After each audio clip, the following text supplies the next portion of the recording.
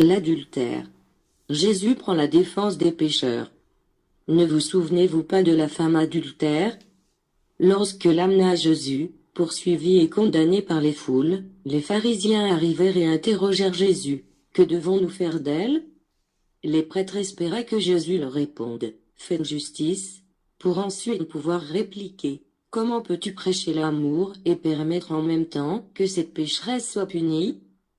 Si Jésus avait dit de la laisser en liberté, ils auraient sûrement rétorqué que dans la loi de Moïse, que d'après Jésus, lui-même venait confirmer, il existe un précepte qui dit que toute femme surprise en état d'adultère mourra par lapidation. Jésus, tout en considérant leur intention, ne leur répondit point et, se penchant, et continuant à écrire sur le sol poussiéreux les péchés de ceux qui étaient en train de juger. Ils réitérèrent leur question à Jésus, de savoir ce qu'ils devaient faire de cette femme, et Jésus leur répondit, que celui qui se trouve libre de péché lui jette la première pierre. À cet instant ils reconnurent leurs erreurs et s'éloignèrent en se voilant la face.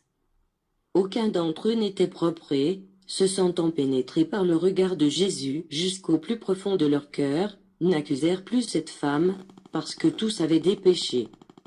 Quant à la femme, accompagnée d'autres qui avaient aussi commis l'adultère, elles se repentirent et ne péchèrent plus.